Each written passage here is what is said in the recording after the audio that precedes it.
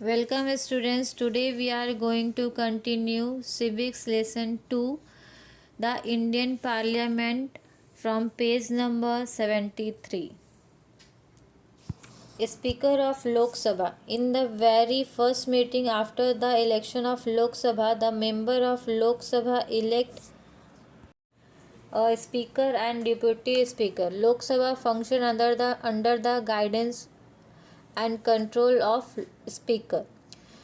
जो स्पीकर रहते लोकसभा के वो फर्स्ट मीटिंग अभी आफ्टर इलेक्शन लोकसभा के जो फर्स्ट मीटिंग है उसके मेंबर जो है इलेक्ट करते हैं एक speaker and deputy speaker.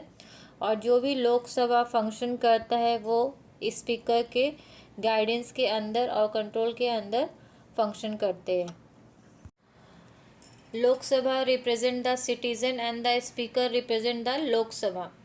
After getting elected as speaker, he or she has to conduct the business of the house in an unbiased manner.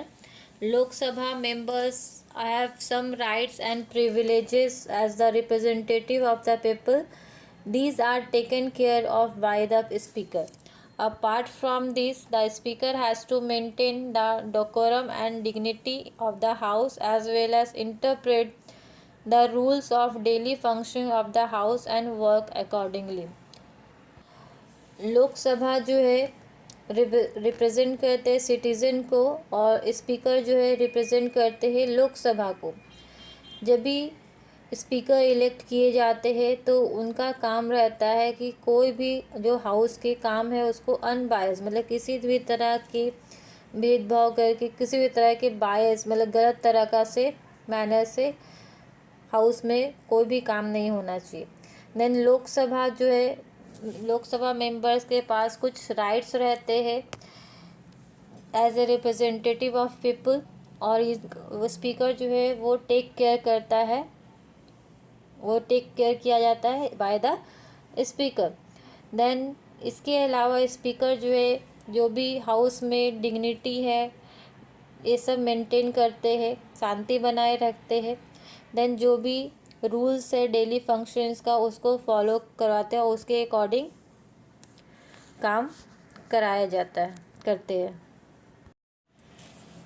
The chairman of Rajya Sabha the chairman exercises a control over the functioning of Rajya Sabha. The vice president is the ex officio chairman of Rajya Sabha. The function of Rajya Sabha chairman also include maintaining the discipline in the house, facilitating discussion, giving member a chance to speak, etc. Chairman जो रहते राज्यसभा के वो राज्यसभा के जो भी functions होते हैं उसको कंट्रोल करते हैं और वाइस प्रेसिडेंट जो है वो एक्स ऑफिशियो चेयरमैन रहते हैं राज्यसभा के।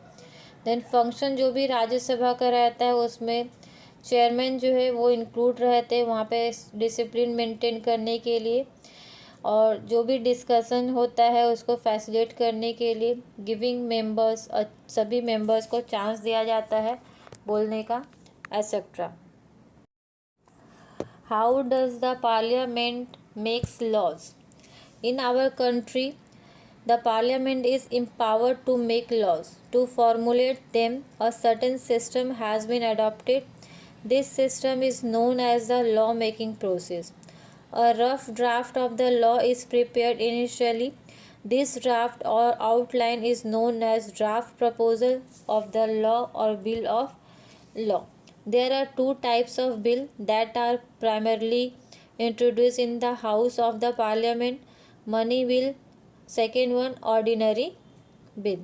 In order to be converted into an act or law, the bill undergoes following process. हमारे कंट्रीज़ में पार्लियामेंट के पास पावर रहता है कि वो लॉ बना सकते हैं और लॉ बनाने के लिए कुछ सिस्टम्स रहते हैं जो उनको अडॉप्ट करना होता है जिसे लॉ मेकिंग प्रोसेस कहते हैं। इसके लिए रफ ड्राफ्ट बनाए जाते हैं सबसे पहले और ये ड्राफ्ट या आउटलाइन जो है उसे draft proposal of the law और बिल ऑफ लॉ कहते हैं। देन दो टाइप्स टू टाइप्स के बिल्स रहते हैं। एक प्राइमरली इंट्रोड्यूस, जो सबसे पहले इंट्रोड्यूस किए जाते हैं पार्लियामेंट में, मनी बिल, और second ordinary bill.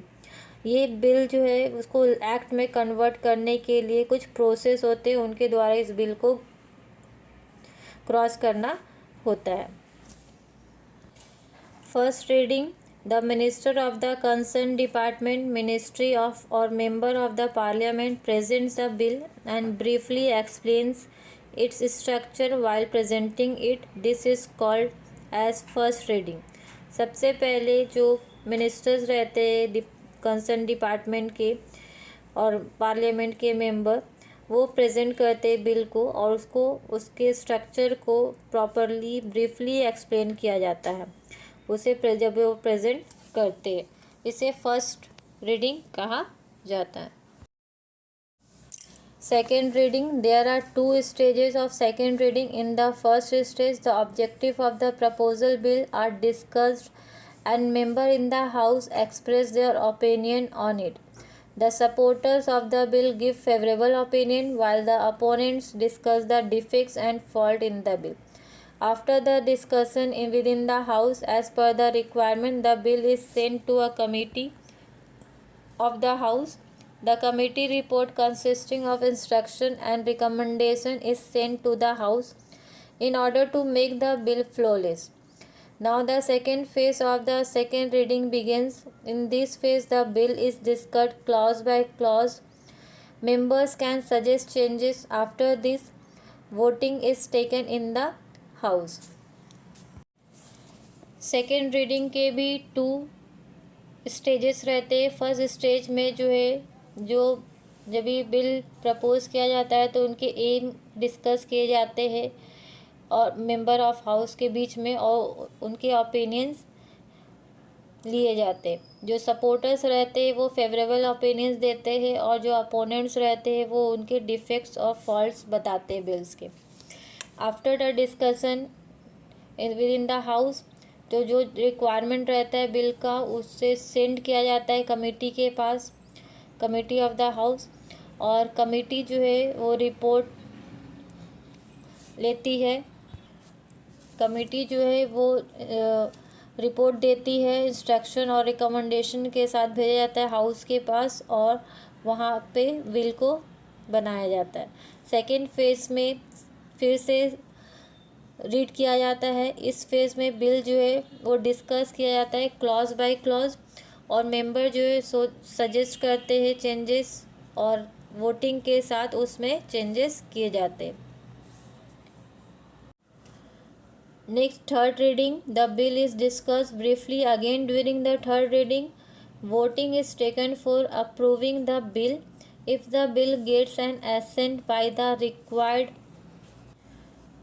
majority, then the bill is considered as passed by the House.